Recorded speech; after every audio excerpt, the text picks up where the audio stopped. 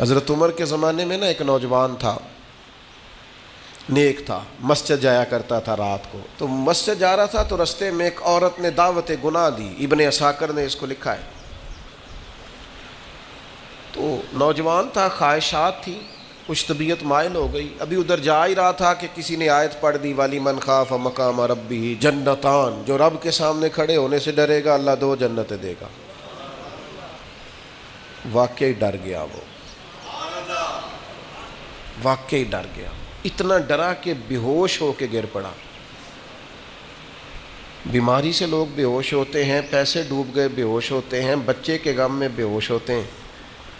سچ بتاؤ کبھی خوف خدا سے بھی بے ہوش ہوتا کوئی دیکھا ہے؟ ہمارے ہاں تو روز مرہ ہی نہیں ہے بھائی. اور بڑی باتیں ہیں بے ہوش ہونے کی، ڈرنے کی، غش کھانے کی. بے ہوش ہو کے گر پڑا. بوڑھے باپ کو کسی نے بتایا بچہ بے ہوش پڑا ہے، اٹھا کے گھر لائے. گھر لا کے کہا بیٹا کیا ہوا؟ نوجوان ہے، چڑھتی جوانی ہے، پر پاکیزہ بڑی ہے. کہنے لگا ابا جی گناہ کی طرف چلا گیا تھا، پر میں نے آیت سن لی جو اللہ کے سامنے کھڑے ہونے سے ڈرے گا رب 2 جنتیں دے گا.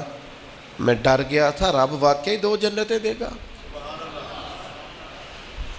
باپ رو پڑے، ابا جی کی آنکھوں میں آنسو آئے اور کہا پتر اللہ بڑا مہربان ہے، اس کے وعدے سچے ہیں، واقعی 2 جنتیں دے گا.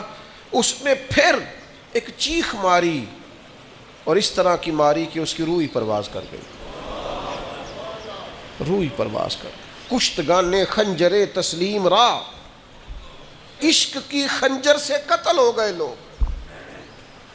صبح حضرت عمر کو پتہ چلا کہ انہوں نے تو رات جنازہ بھی پڑھ دیا، تدفین بھی کر دی. جناب عمر فرمانے لگے اتنا نیک نوجوان خوف خدا سے دنیا سے چلا گیا، مجھے کیوں نہیں بلایا میں جنازہ پڑھتا.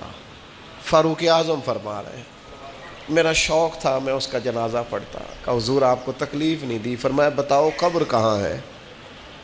تے کامل پیر انہاں دے باہو قبر جنہ دی جیوے. حضرت فاروق اعظم قبر پہ تشریف لے گئے اور کھڑے ہو کے فرمانے لگے نوجوان مجھے امید ہے میرے رب نے تجھے 2 جنتیں دی ہوں گی.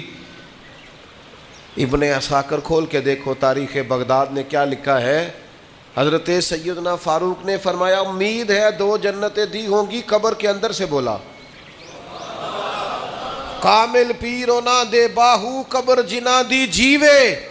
قبر کے اندر سے بولا. کہنے لگا حضور امید والی بات نہیں، رب کے وعدے سچے ہیں، اس نے واقعی مجھے 2 جنتیں عطا فرمائی.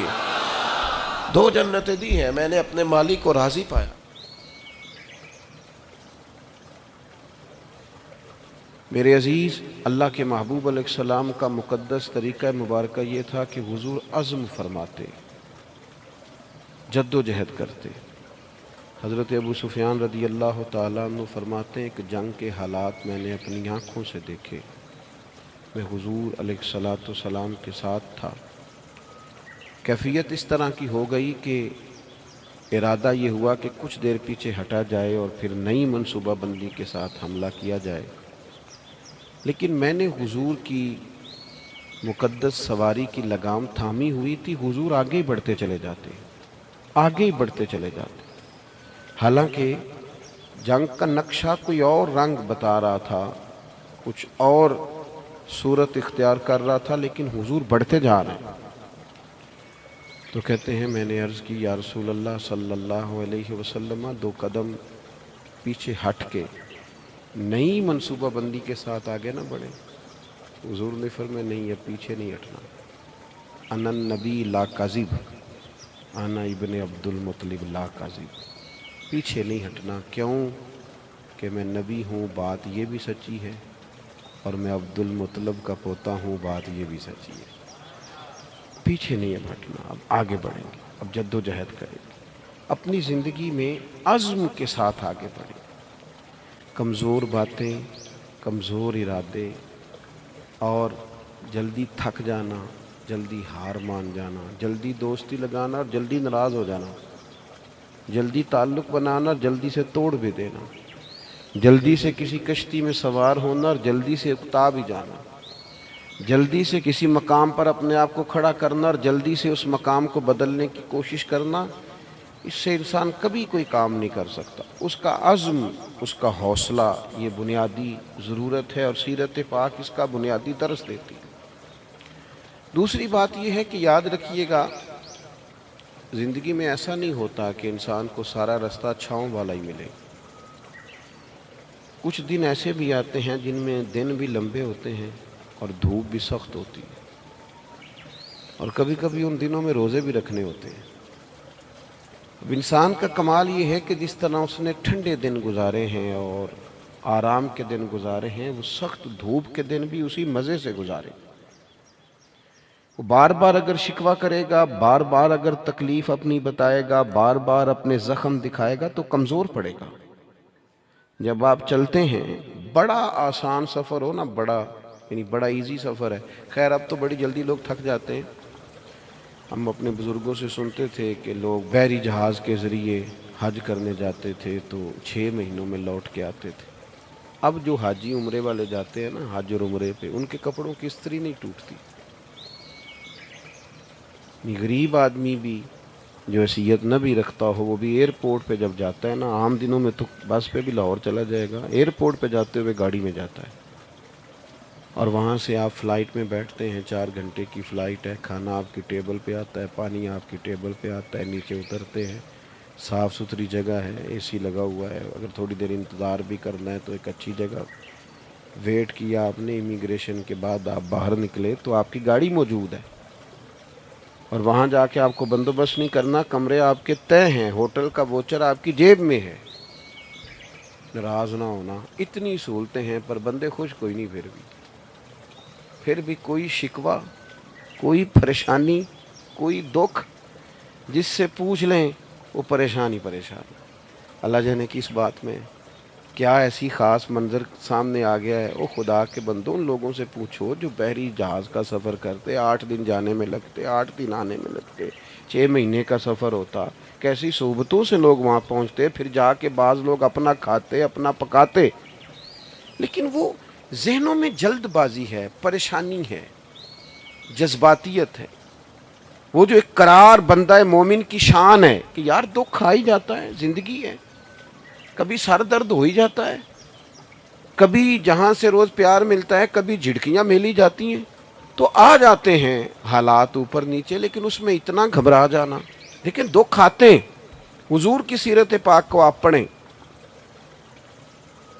بڑا وفا والا ساتھ دیا سیدہ خدیجہ الکبریٰ نے، لیکن وہ وصال کر گئی۔ 1 سال محبوب نے اس سال کو غم کا سال کہا جب ان کا وصال ہوا، وہ پردہ فرما گئی۔ یہ ایک بڑا گہرا بظاہر صدمہ تھا، لیکن حضور نے کسی جگہ تبلیغ کو نہیں روکا، وہ سفر چلتا رہا۔ محبوب مدینہ طیبہ تشریف لائے، حضور علیہ السلام کے صاحبزادے محبوب کی گود میں وصال فرما گئے، اور پھر جب حضور مدینہ طیبہ آئے، بدر کے لیے جب حضور تشریف لے جا رہے تھے تو صاحبزادی شدید علیل تھیں جو حضرت عثمان غنی رضی اللہ تعالیٰ عنہ کے عقد مبارک میں تھے، لیکن حضور اسی حالت میں تشریف لے گئے اور جناب عثمان غنی سے کہا کہ آپ رکیے، بیٹی کی دیکھ بھال کیجیے۔ جب محبوب واپس آ رہے تھے نا، بدر کی فتح ہوئی، تاریخی فتح، لیکن اس فتح کے ساتھ ایک گہرا غم بھی شامل تھا، اس لیے کہ کریم واپس آئے تو حضرت عثمان غنی حضور کی صاحبزادی کو تدفین کر کے مزار میں اتار کر واپس آ رہے۔ یہ ایک گہرا صدمہ محبوب پاک کو بظاہر پھر دیکھنے کو ملا، لیکن سفر جاری ہے، تبلیغ جاری ہے، جہاد کا کام جاری ہے۔ وہ جناب خیر ہے، آپ کی طبیعت ٹھیک نہیں رہتی تو وہ میری طرح کے بندے آگے سے تو کی دسی ہے گامی لے گئے میں نے، وہ فلانی چیز، وہ چھوڑ یار، یہ زندگی کے ساتھ ہیں، سکھ بھی تو بیان کرنا جو اللہ نے عطا فرمائے، آسانیوں کا بھی تو ذکر کرنا جو مالک نے دی ہیں، دکھ بھی آ ہی جاتے ہیں، دکھ قبول محمد بخشا راضی رہن پیارے، لیکن یہ کمزوری دکھانا اور کہنا جی مجھے دکھ لے گئے اور ہر وقت کی پریشانی، ساری زندگی تندرستی دیکھی اور ذرا بیماری آئی ہے تو اسے دماغ پہ سوار کر لینا، ذرا تکلیف آئی ہے تو اسے پوری طرح اپنے ذہن میں بسا لینا اور ساری تندرستی کو بھول ہی جانا، اور معاذ اللہ مایوس باتیں کرنا، یہ حضور علیہ السلام کی مقدس سیرت پر چلنے والوں کا طریقہ نہیں ہے۔ حضور علیہ السلام نے یہ بدر کی بات کی، احد میں جو حضور کی مقدس کیفیت تھی نا، وہ بھی بڑا دل کو غمزدہ کرتی ہے۔ محبوب کے پیارے چچا شہید ہوئے حضرت امیر حمزہ، بڑا پیار تھا حضور کو حضرت عبداللہ سے، ان کا وصال ہوا۔ بڑے بڑے کبار صحابہ اس جنگ میں چلے گئے، 70 کے قریب لوگ احد کے میدان میں شہید ہوئے، اور دردناک شہادتیں۔ کافروں نے حد کر دی ظلم کی، لیکن یہ سفر جاری رہا۔ اس کے بعد کوئی ایسا تو نہیں ہوا کہ اب ہم جہاد میں نہیں جا سکتے، معاذ اللہ کمزور ہو گئے۔ صحابہ گئے، خندق میں گئے، خیبر میں گئے، حضور نے اسی جذبے کے ساتھ خطبے دیے، آگے بڑھنا ہے اور آگے بڑھنا ہے، آگے جانا ہے، منزل ابھی دور ہے۔ لوگ آتے بھی رہتے ہیں، لوگ جاتے بھی رہتے ہیں، لیکن زندگی کا سفر جاری رہنا چاہیے۔ یہ 2 4 5 دکھوں کو دیکھ کر وہاں روک نہ جائیں۔ میں دیکھتا ہوں بعض لوگ بیمار اتنے نہیں ہوتے جتنے پریشان ہوتے ہیں، تکلیف اتنی نہیں ہوتی جتنی ذہنی طور پر الجھاؤ میں، یعنی وہ ڈاکٹر صاحب سے پوچھ رہے ہیں کہ کتنا کچھ لگ جائے گا ٹھیک ہوتے، تو ڈاکٹر کہہ رہا ہے جی مجھے تو خود نہیں پتا، اور دوائی لکھ دی ہے، اللہ کرم فرمائے گا، اور میں بھی اسی طرح دوائی کھاتا ہوں جس طرح آپ کھاتے ہیں۔ الجھے نہیں، پریشان نہ ہو، ہم رسول کائنات کے ماننے والے، ہم حضور کے غلام ہیں۔ سیکھے تو صحیح ہمارے نبی نے ہمیں کیا عطا کیا۔ اور پھر تیسری بات، شکوے نہیں زندگی میں، شکوے بندے کو بے چین کرتے ہیں، شکوے کبھی نہ کریں، شکوے کمزور لوگ کرتے، ہارے ہوئے بندے شکوے کرتے ہیں، کمزور لوگ شکوے کرتے ہیں، شکوے نہیں۔ آپ کسی کا شکوہ شروع کر لیں، آپ کا دل سخت ہونے لگ جائے گا، اس بندے کے اور عیب آپ کو نظر آنے شروع ہو جائیں گے، اس کی اور کمزوریاں آپ کے سامنے واضح ہونی شروع ہو جائیں۔ آپ شکوہ شروع کر دیں، معاذ اللہ زندگی کی اور کئی محرومیاں سامنے آئیں گی، مجھے یہ بھی نہیں ملا، مجھے وہ بھی نہیں ملا، مجھے فلانے بندے نے، تو آپ الجھ گئے۔ شکوہ کرنے سے بے چین ہوتا ہے بندہ، اور بندہ شکر کرے تو اللہ اس کے دل کو تسلی عطا کرتا ہے۔ وہ شکر کرے کہ فضل ہی فضل ہے، کرم ہی کرم ہے، عطا ہی عطا ہے، رحمت ہی رحمت ہے، خدا جانے بلندی ہے کہ پستی پر جہاں میں ہوں وہاں کوئی نہیں۔ وہ اللہ کریم کی بارگاہ میں اس کے مزاج میں تشکر ہی تشکر، عطا ہی عطا ہو۔ جب آپ شکوے کا آپ نبی پاک علیہ السلام کی حیات مبارکہ کو دیکھیں، حضور کی ساری حیات مبارکہ ہمیں شکر کا سبق دیتی۔ ساری رات محبوب مصلی پہ کھڑے ہیں، مقدس قدموں میں ورم آ گئے۔ سیدہ عائشہ صدیقہ فرماتی ہیں، مسلم کی حدیث ہے، یا رسول اللہ آپ اتنی ساری عبادت میں مشقت فرماتے ہیں، حالانکہ آپ کے صدقے اللہ اگلوں پچھلوں کو معاف کرے، آپ کو تو اللہ نے بڑی عظمتوں سے مالا مال فرمایا۔ تو حضور فرمانے لگے، عائشہ آپ نے بتایا نا اللہ کا مجھ پر بڑا انعام ہے، تو پھر میں اپنے رب کا شکر گزار بندہ نہ بنوں؟ یہ میرا ساری رات کا قیام یہ شکر کے لیے، یہ میرا سجدہ شکر کے لیے۔ اور حضور علیہ السلام کی ایک طویل حدیث ہے، اس میں حضور نے فرمایا، لوگوں مجھے اللہ نے اپنا حبیب بنایا، میں فخر کے ساتھ نہیں کہتا، قیامت کے دن سب سے پہلے میں ہی سفارش کروں گا اور میرا رب میری سفارش کو قبول کرے گا، میں فخر کے طور پہ نہیں کہتا۔ حضور فرمانے لگے، جنت کا دروازہ سب سے پہلے میں کھلواؤں گا، میں فخر کے طور پر نہیں کہتا۔ محبوب پاک علیہ الصلوۃ والسلام فرمانے لگے، سب سے زیادہ کثرت جنت میں میری امت کی ہوگی، میں فخر کے ساتھ نہیں کہتا۔ فرمایا میں مقام محمود پہ رب مجھے کھڑا کرے گا، میں فخر کے طور پر۔ آپ کبھی دیکھیں تحدیث نعمت پر سرکار نے کتنا کچھ بیان فرمایا، میرے رب نے مجھے یہ بھی دیا، میرے رب نے مجھے یہ بھی دیا، میرے رب نے مجھے یہ بھی دیا، کہاں کہاں کس کس رنگ میں حضور اللہ تعالیٰ کا شکر ادا کرتے ہیں۔ آج کسی سے بھی ملاقات ہوتی ہے نا، اس کے پاس ساری چیزیں ہی ہیں، ایک کوئی نہیں، صرف ایک کوئی صحت نہیں ٹھیک، یہاں 5 بچے ہیں تو 4 سیٹ ہیں، صرف ایک نہیں سیٹ، لیکن وہ اللہ خیر کرے ہمارے آنسو خشک نہیں ہوتے ہر وقت کی۔ او بھائی اتنی ساری نعمتیں ہیں نا، تو چلو ایک آدھ چیز جو ہے وہ ویسے ہی معاملہ اور طرف لے جاتی ہے، انسان کو رب سے جوڑے رکھتی ہے۔ اپنی زندگی میں یہ شکوے سے نکل آئیں، مزاج شکر والا، طبیعت ٹھنڈک والی، طبیعت قرار والی۔ مجھے بڑا سفر کرنا پڑتا ہے اور مستقل طبیعت تھکی رہتی ہے، مستقل۔ مسئلے دو ہی تھے، عمر بھر حل نہ ہوئے، ایک نیند پوری نہ ہوئی، دوسرا خواب مکمل نہ ہوئے۔ مسلسل سفر کرتا ہوں، لیکن میری کوشش ہوتی ہے کہ میں اپنی سفر کی اذیت کا کہیں ذکر نہ کروں۔ گھر میں بھی میری کوشش ہوتی ہے کہ میں جب آؤں نا کسی وقت تو میں اترتا ہوں گاڑی سے، ادارے میں بھی یا گھر میں بھی، تو میں کوشش کرتا ہوں ذرا دوستوں سے مسکرا کے ملوں۔ کیوں؟ اس لیے کہ کسی کے دل میں یہ خیال نہ آئے کہ یار یہ کام بڑا سخت ہے، ہم نے نہیں کرنا، معاذ اللہ۔ یہ ڈڈ ہے۔ ہمارے بچے پتہ ہے وہ والا کام نہیں کرتے جو ہم کرتے ہوتے۔ کیوں نہیں کرتے؟ اسی گھر آ کے دسی دے تہاڈا ابا بڑی مصیبت دا شکار ہے۔ وہ پھر پوچھیے نا کام کی کرنا ہے، کہنے نہیں وہ نہیں کرنا جڑا تسی کردے ہو، اساں کوئی اور کرنا ہے۔ کیوں؟ کہ ہم نے اپنے کام کا انہیں شکر بتایا نہیں کہ اللہ نے نوازا کتنا ہے۔ وہ ہمارے ہم مزدور بندے بعض اوقات، ایک دوست مل گئے، کہنے لگے جی وہ جی میں تے مزدور آدمی ہے جی سارے دن۔ تو میں کہا تو مزدور ہے تے سر اونچا کر کے گل کر، نیواں تے وہ کرے جد کو کرپشن دے پیسے نے۔ تو کیوں نیچا سر کر رہا ہے؟ نیچا سر وہ کرے جس نے قوم کا مال کھایا ہے۔ تو سویرے محنت کر کے روٹی کماتا ہے، تو اونچے قد سے کہا کر شکر ہے اللہ تعالیٰ کا میں وہ کام کرتا ہوں۔ میرے نبی پاک علیہ السلام نے فرمایا بہترین روٹی اس نے کھائی ہے جس نے اپنے دو ہاتھوں سے محنت کر کے کھائی ہے۔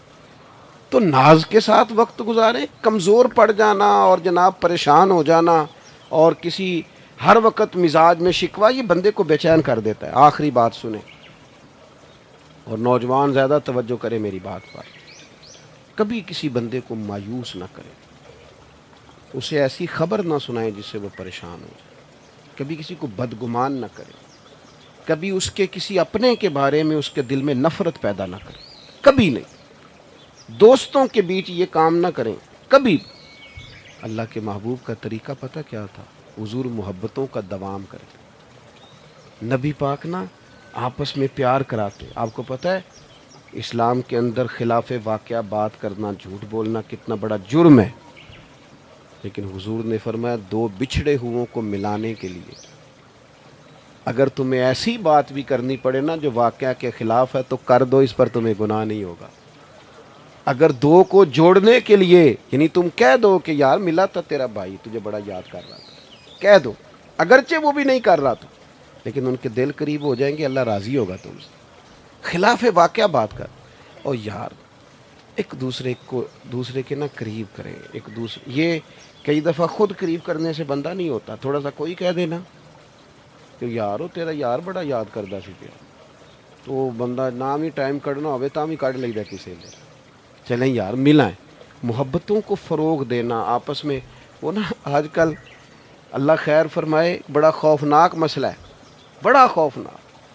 تین بندے بیٹھے ہیں، ایک اٹھ کے گیا ہے تو دو نے سر جوڑ لیا، اس کی غیبت کر رہے ہیں، حالانکہ اس کو نہیں پتا کہ جس کی تو بات سن رہا ہے وہ بڑا ڈڈ ہے، جب تو اٹھ کے جائے گا وہ تیرا اس سے بھی برا حال کرے گا، اس سے زیادہ خطرناک تیرے ساتھ یہ رویہ اختیار کرے گا، اس لیے کہ اس کے سامنے تعریفیں کر رہا تھا، جاتے ہی اس نے تباہی اتار دی۔ کبھی اس خوش فہمی کا شکار نہ ہو کہ جو آپ کے سامنے کسی کی غیبت کر رہا ہے وہ آپ کو معاف کرے گا، سوال ہی پیدا نہیں ہوتا، کبھی نہیں کرے گا چونکہ اس کی عادت ہے۔ حضور محبتوں کو آپ دیکھیں نا کس طرح حضور نے عظمتیں بیان کی، جناب صدیق کی شانیں بھی بتائیں، حضرت فاروق کی عظمتیں بھی بتائیں، سیدنا عثمان غنی کی بات بھی کی، مولا علی کی شان بھی بتائی۔ نبی پاک علیہ السلام نے حضرت صہیب رومی، حضرت بلال حبشی، حضرت عمار بن یاسر، ان سب لوگوں کی عظمتیں بیان کی۔ کیوں؟ کہ لوگوں کے دلوں میں ایک دوسرے کے لیے محبت بیٹھے، اس کا نتیجہ تھا، اس کا رزلٹ نکلا کہ حضرت بلال آتے تو جناب عمر اٹھ کے کھڑے ہو جاتے اور اپنی کرسی پہ بٹھا کے کہتے بلال جب سے حضور کے غلام ہوئے ہو ہمارے تو امام ہی بن گئے۔ یہ محبوب نے عظمت کبھی۔ اور پھر ہمیں سب سے زیادہ تکلیف کن لوگوں سے ہوتی ہے؟ جو ہمارے زیادہ قریب ہوتے ہیں، حالانکہ ہمیں معاف سب سے زیادہ ان کو کرنا چاہیے جو ہمارے زیادہ قریب ہوتے ہیں۔ جو زیادہ قریب ہوتے ہیں وہی غلطیاں کریں گے نا، باہر سے آ کے کس نے غلطی کرنی؟ بعض اوقات دوست محبت سے ملتے ہیں، کہتے ہیں میں عمرے پہ جا رہا ہوں، کوئی کمی کوتاہی ہو گئی تو معاف کرنا، تو میں گزارش کیا کرتا ہوں کہ میرے پاس تو آپ بڑے احترام سے آتے ہیں، معافی تو ان سے مانگے جن سے آپ کا روزمرہ کا تعلق ہے۔ ان لوگوں کے ساتھ بعض اوقات ہماری شکر رنجیاں ہوتی ہیں، تو ایک تو اپنی زندگی میں عزم پیدا کریں۔ یہ کچی پکی باتیں کرنے والے جوان جو ہیں نا، ان پر کبھی کبھی بڑا غصہ آتا ہے کہ یار تو اپنا قد دیکھ، تو آگے بڑھ، تو جد و جہد کوئی ارادہ تو کر، تو کمزور بات کر رہا ہے۔ اور دوسری بات یہ کہ دکھ آئیں گے، تکلیفیں آئیں گی، یہ ساتھ ساتھ ہی رہتی ہیں، اس سے کوئی بندہ بھی خالی۔ اور پھر یہ کہ ایک دوسرے کے درمیان صلح جوئی کی کوشش کریں۔ ایک سب سے زیادہ خطرناک مسئلہ اس وقت ہوتا ہے جب میاں بیوی کے درمیان لوگ عداوتیں پیدا کراتے ہیں۔ دائیں بائیں والے لوگوں نے سائڈ پہ ہو جانا ہے، انہوں نے اکٹھے رہنا ہے۔ اور جس گھر میں میاں بیوی کا سلوک نہ ہو، اس میں ساری نعمتیں بھی ہوں تو گزارا ٹھیک نہیں ہوتا، اذیت ناک زندگی۔ لیکن ساتھ والے کیا کرتے ہیں؟ وہ بڑا سخت رویہ اختیار کرتے ہیں، وہ بڑا لہجہ۔ وہ میری دادی ایک بات ہمیں سنایا کرتی تھیں، وہ کہتی تھیں کہ ایک جگہ پہ ہم بیٹھے تھے تو لڑکا جو تھا ان کا وہ باہر سے آیا، تو وہ آ کے بیٹھ گیا، تو اب محبت کر رہی ہیں، سبق دے رہی ہیں، گھر کی کوئی بزرگ خاتون تھی، تو وہ اس کی اہلیہ کو کہنے لگیں کہ پتر جدو بندہ باہروں آئے پانی لے آئی دے، پانی پلا انہوں۔ تو کہتے وہاں ایک اور بزرگ خاتون بیٹھی تھی جو سمجھدار تھی، وہ بچی اٹھ کے پانی لینے چلی گئی، تو اس نے کہا یہ تم نے نصیحت نہیں کی، کہ تم نے اس کے خاوند کے دل میں اس کی عداوت پیدا کی، بات تم نے بھلا کس طرح سمجھائی ہے؟ وہ سوچے گا کہ یار اس کو اتنا بھی نہیں پتا کہ میں آیا ہوں تو پانی پلا دے، یہ بات تمہیں اکیلے میں کرنی چاہیے، وہ تو اس سے دور ہو جائے گا ذہنی طور پر۔ تو کہتے ہیں پرانے لوگ اس قدر زیادہ باریک چیزوں کا خیال رکھتے تھے کہ عداوتیں پیدا نہ ہوں، لیکن یہاں لہجہ ہی اور ہے، انداز ہی اور ہے، لوگ فروغ ہی پتہ نہیں کس چیز کا کرتے۔ محبتوں کے فروغ کی کوشش کریں، دوستوں میں، گھر والوں میں، دائیں بائیں کوشش کریں لوگ جڑے رہیں، لوگوں کو توڑنے کی کوشش ہے۔ اور یاد رکھنا، جو بندہ لوگوں کو توڑنے کی کوشش کرتا ہے نا، آخر میں خود اکیلا رہ جاتا ہے، وہ ٹوٹ جاتا ہے، تنہا رہ جاتا ہے، اس کا کوئی اپنا نہیں رہتا، کیونکہ اس کی کوشش ہی کچھ اور تھی، وہ کچھ اور کرنے نکلا تھا۔ وہ ایک شعر کسی شاعر نے کہا ہے، اور غزل ابھی تک مکمل نہیں ہو سکی، اس نے کہا تھا تمام عمر کے کانٹوں کی آبیاری پر عجیب شخص ہے گلشن کی بات کرتا ہے۔ خود ساری زندگی کانٹے بوتا رہا ہے اور خواہش اس کی یہ ہے کہ باغ بن جائے، یہ کیسے ہو سکتا ہے بھائی؟ آپ نے جو بیج بویا ہے، تمام عمر کے کانٹوں کی آبیاری پر عجیب شخص ہے گلشن کی بات کرتا ہے۔ اللہ کی بارگاہ میں دعا ہے، اللہ تبارک و تعالی ہم سب کا یہاں حاضر ہونا قبول فرمائے، ہماری غلطیاں معاف فرمائے، اور مالک کریم حضور کے بتائے ہوئے رستوں پر چلنے کی توفیق عطا فرمائے۔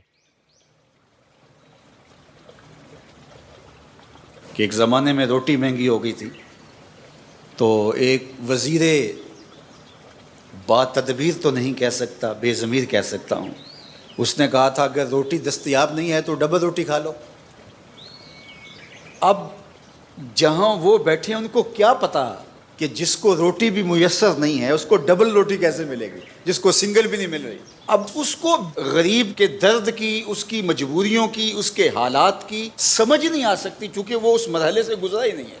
اس نے روٹی کے میسر نہ ہونے کے مفہوم کو کچھ اور سمجھ لیا اور کہا کوئی بات نہیں، روٹی نہیں ملتی تو ڈبل روٹی لے لو۔ تو وہ کیا سمجھے گا؟ ایک زمانے میں جب ہماری رہائشیں اکٹھی ہوتی تھی، یہ غریب کا گھر تھا ایک گلی میں، ساتھ امیر کا گھر تھا، پھر دو غریبوں کے گھر تھے، پھر ایک امیر کا گھر تھا، 10-15 لوگوں کے گھر تھے گلی کے اندر، 2-3 امیر ہوتے تھے، 8-10 غریب ہوتے تھے، اور 5-6 لوگ متوسط ہوتے تھے، اور یہ ایک چھوٹی سی فیملی بھی ہوتی تھی۔ ان غریبوں کا خیال امیر رکھتے تھے اور متوسط ایک دوسرے کا خیال رکھتے تھے۔ گھر کے اندر پکنے والا سالن ایک دوسرے کے گھر میں جاتا تھا، شیئر ہوتا تھا۔ حضور نے فرمایا عائشہ ہمسائے کو سالن بھیجو اور اس کو حقیر نہ جاننا، چاہے وہ بکری کا کھر ہی کیوں نہ ہو۔ اور میرے اور آپ کے آقا و مولا نے فرمایا کہ اپنے گوشت کی خوشبو سے غریب ہمسائے کو تکلیف نہ دو، یا تو تھوڑا سا پانی زیادہ ڈال لو اور شوربے کی پیالی ہمسایوں کے گھر بھی بھیج دو۔ اور اگر ایسا نہیں کر سکتے تو ایسے زاویے اور ایسے وقت کے اندر کھانا پکاؤ کہ غریب کے بچوں تک اس کی خوشبو نہ پہنچ پائے، کہ وہ اگر ضد کر بیٹھا اپنے ماں باپ سے تو ماں باپ اس ضد کو پورا نہیں کر پائیں گے۔ لوگ پھل بھی لاتے تھے، یا تو چھپا کے لاتے تھے، اور یا پھر وہ تھوڑا سا پلیٹ میں ڈال کر کے ہمسایوں کے گھر بھی بھیج دیتے تھے۔ جو غریب تھے ان کو بھی کچھ نہ کچھ ان چیزوں کا حصہ مل جاتا تھا۔ متوسط لوگوں کے اندر بھی یوں شیئرنگ ہوتی تھی، اور وہ ایک دوسرے سے محبت بڑھتی تھی، اور جو برتن آتا تھا اس کو پھر خالی نہیں لٹایا جاتا تھا، اس میں چینی ڈال کر، اس میں بادام ڈال کر، اس میں مکھانے ڈال کر، اس میں پتاشے ڈال کر اس کو واپس بھیجا جاتا تھا، اور کچھ نہیں تو چھوارا ڈال دیا جاتا تھا۔ یہ اس عمر کے لوگوں نے نہیں دیکھا، ہم نے تو دیکھا ہے، ہم تو اس مرحلے سے گزرے ہیں۔